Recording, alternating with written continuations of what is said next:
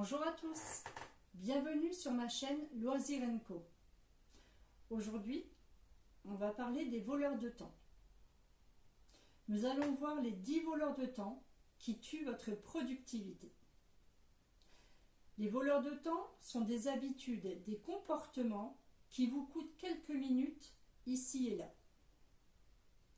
En fin de compte, cela vous prive de tout le temps que vous pouvez consacrer aux choses que vous aimez. Ce sont les petites choses de votre vie quotidienne, peut-être celles que vous ne remarquez même plus, mais qui ont un impact réel sur votre efficacité, votre productivité et votre énergie. Il existe 2 types de voleurs de temps. Les voleurs de temps externes et les voleurs de temps internes. Les voleurs de temps externes, comme leur nom l'indique, sont tous les moyens par lesquels quelqu'un d'autre pourrait voler votre propre temps. Au lieu de cela, les voleurs de temps internes se concentrent sur vos propres comportements, vos habitudes et vos schémas de pensée, tels que la procrastination, l'inattention ou le perfectionnisme. Voleur de temps numéro 1. Inertie de décision. Le premier voleur de temps dans cette catégorie, l'inertie de décision. Je suis sûre que vous, comme moi, avez été dans des situations où une décision doit être prise par un groupe de personnes. Cela peut durer des heures, voire des jours ou des semaines. Que ce soit au travail ou dans votre vie personnelle, pour décider de la prochaine destination pour des vacances entre amis, il n'y a rien de plus frustrant que de voir le temps passer parce que personne d'autre ne peut décider. Et je ne parle pas du moment où vous attendez que vos supérieurs valident ou arbitrent sur un sujet tendance et que vous attendez désespérément une réponse. Ce genre d'inertie décisionnelle, nous la rencontrerons tous un jour. Vous pouvez vous dire que vous pouvez tout changer pour enfin régler ce problème et vous épargner le stress et le surcroît de travail que cela pourrait engendrer. C'est un mensonge. Face à l'inertie décisionnelle, comme pour presque tous les voleurs de temps externes, une seule solution: donner l'exemple. Discuter des conséquences concrètes de celle-ci avec les personnes concernées et essayer de changer de cap. Voleur de temps numéro 2. Des réunions trop fréquentes et trop longues. La fameuse réunion qui a fait perdre un temps et une énergie si précieuse. Là encore, il n'y a pas de formule magique pour la couper.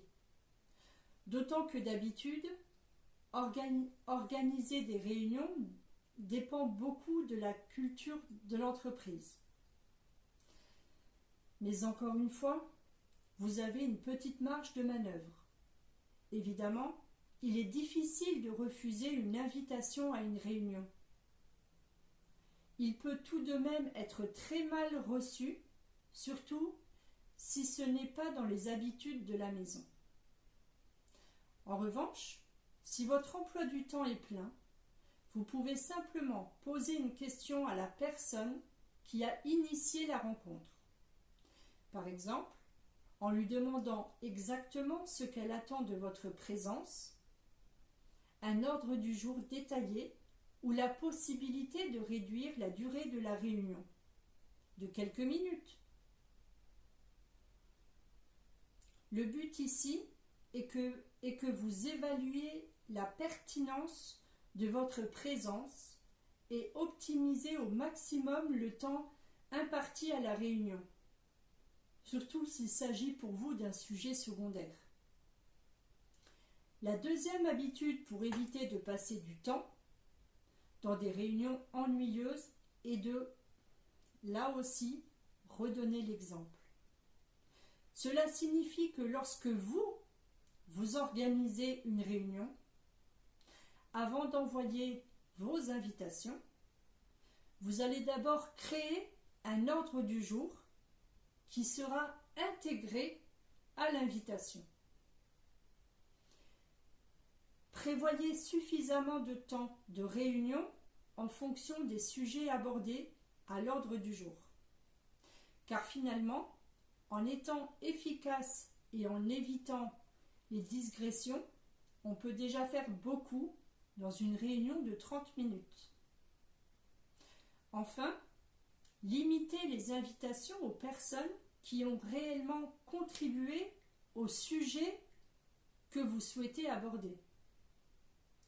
Si c'est juste pour les tenir informés, informez-les de la réunion en leur envoyant un rapport après la réunion. Bref, assurez-vous que les réunions que vous organisez sont aussi efficaces que celles auxquelles vous souhaitez assister vous-même. Vous constaterez que si vous développez de bonnes habitudes, vos collègues suivront sûrement. Voleur de temps numéro 3. Interruption externe. Qu'il s'agisse de votre collègue qui entre dans votre bureau à l'improviste en vous tapotant l'épaule, ou de celle de votre cher bambin rêvant de vous entraîner dans son jeu. Des interruptions qui sont susceptibles d'être rencontrées dans votre quotidien. Encore une fois, c'est en grande partie une question d'habitude et d'éducation de ceux qui vous entourent. Le collègue vous demande de passer 5 minutes avec lui pendant que vous faites autre chose. Vous n'êtes pas obligé de vous rendre disponible immédiatement. Aussi, de manière générale, vous pouvez parfaitement montrer à votre entourage que votre concentration est précieuse. Et si quelqu'un a besoin de vous, il vaut mieux prévoir une concentration dans votre agenda que de vous interrompre en plein travail. Vous pouvez simplement dire à ce collègue ennuyeux que vous viendrez le voir quand vous serez libre. Mettre des écouteurs quand quelqu'un vous interrompt, soupirant ostensiblement, ou fermer la porte du bureau quand vous avez besoin de passer en mode focus est aussi une option très efficace. Là, je ne sais pas si dans certains bureaux c'est accepté, mais quelquefois, ça peut le faire. Le but n'est clairement pas de jouer les associables en permanence, mais juste de fixer des limites claires et saines pour rester concentré et productif. De plus, si vous expliquez simplement les conséquences de ces interruptions, répétées à ceux qui vous entourent, je parie qu'ils seront plus que disposés à introduire de nouvelles règles du jeu avec votre approche coopérative. Maintenant, il est évidemment trop facile de blâmer les autres pour tout notre temps perdu, car le voleur du temps n'est pas seulement extérieur. Procrastination, perfectionnisme, peur du rejet, la plupart du temps, les voleurs viennent simplement de la façon dont vous travaillez personnellement. Voleur de temps numéro 4. Manque d'organisation et de priorités claires. Sans surprise, moins vous êtes organisé, plus vous risquez de perdre du temps sur des choses qui ne sont pas importantes ou urgentes. Aussi, si je peux vous aider dans votre organisation et votre gestion du temps, grâce à ces vidéos, grâce aux routines, grâce à des articles, c'est parce que je crois que l'organisation est un levier puissant pour Prendre le contrôle de son emploi du temps et travailler pour retrouver la paix au quotidien. Inutile d'inventer un système super complexe pour organiser et bien gérer vos priorités. C'est généralement une bonne idée de commencer par faire une liste de choses à faire. Une simple liste permet déjà de prioriser plus facilement les actions et de se sentir plus productif. Donc ça, je vous le conseille fortement. Tous les matins, pendant mon petit déjeuner, je prends une petite feuille de brouillon, on s'en fiche, hein. Pas besoin qu'elle soit magnifique. Une petite feuille de brouillon, vous notez tout ce que vous avez d'urgent, même de plus basique à faire, mais voilà, vous notez. Moi, ce que je note, généralement, je vous le dis, ça va être, je n'oublie jamais, routine. Dans ma routine, il y a la lecture. La lecture, pour moi, c'est du repos. Je consacre énormément de temps maintenant à me reposer avant le travail. Donc, je note toujours routine lecture. Ensuite, je note, mais je le note toujours parce que ça me fait du bien de le barrer. Essayez, voire de noter juste pour barrer, ça allège l'esprit. Je note aussi repas, goûter, donc préparer le repas, faire les goûters. Alors faire les goûters, j'ai beaucoup de mal. J'aime pas trop cuisiner. Et le fait de le noter, ça m'aide parce que j'aime pas cuisiner. Mais comme il faut que ce petit mot repas, goûter soit barré, il faut le faire. Donc repas, goûter, et je mets aussi plantes. Ça veut dire que je dois m'occuper de mes plantes. Donc ça aussi, c'est un moment pour moi de repos.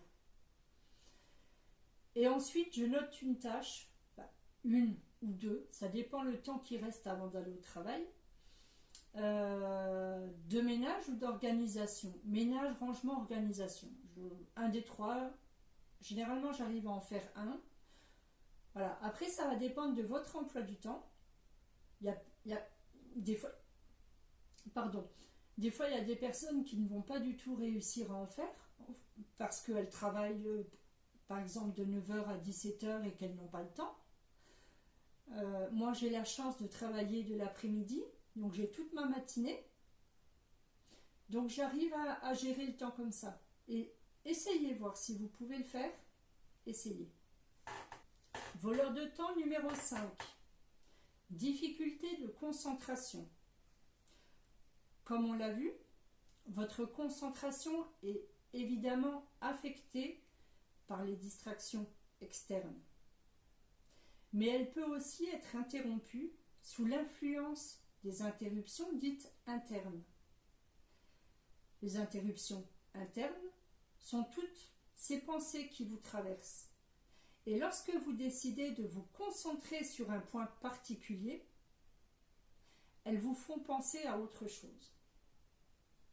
Le résultat est que vous avez tendance à effectuer plusieurs tâches à la fois et à sauter du coq à l'âne sans réelle efficacité.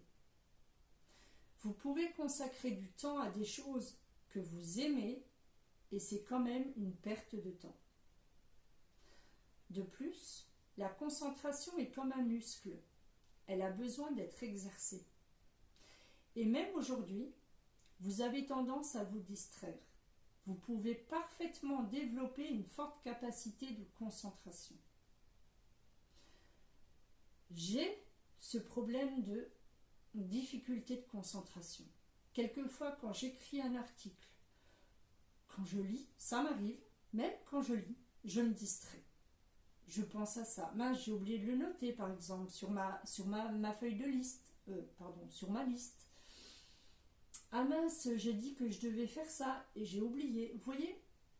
Donc, il faut vraiment tout le temps apprendre à se concentrer sur la tâche que vous êtes, que moi aussi, qu'on est en train de faire.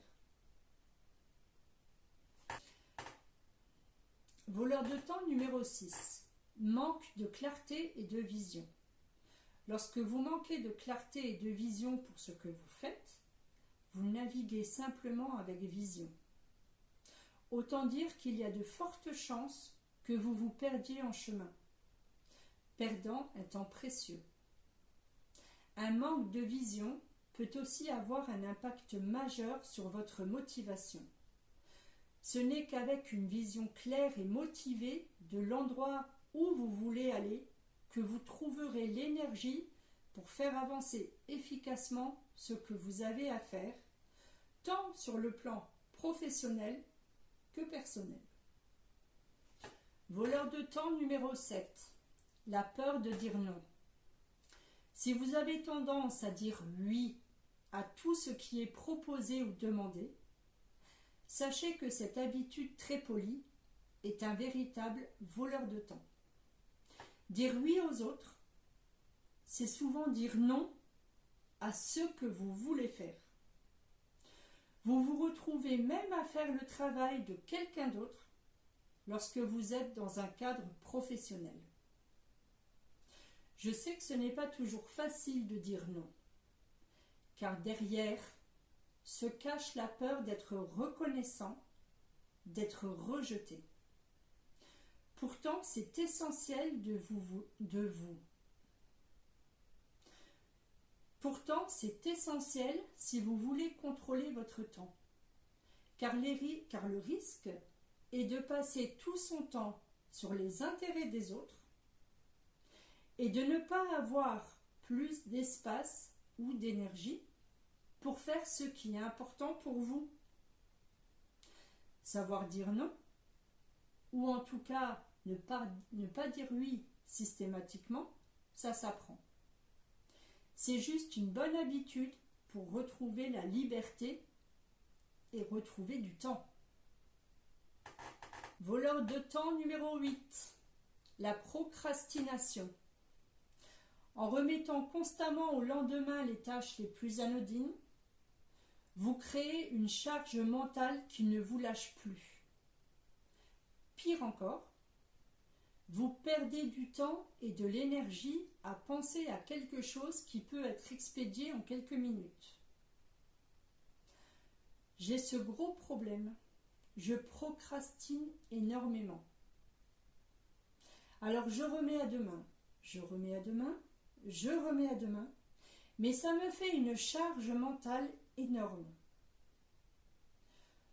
Donc, tout doucement, j'apprends à faire tout de suite tout ce qui peut être fait en quelques minutes. Donc, il faut essayer, vous aussi, si vous procrastinez beaucoup, si vous savez qu'une action va vous prendre moins de 5 minutes, faites-le tout de suite. On va essayer ensemble. Voleur de temps numéro 9. Le perfectionnisme. Car oui, passer des heures à régler des détails que personne ne verra jamais ou attendre le bon moment pour commencer à faire les choses est une perte de temps évidente. Voleur de temps numéro 10. La fatigue. Parce que si vous êtes fatigué ou soumis à un stress élevé, vous ne pourrez pas être productif.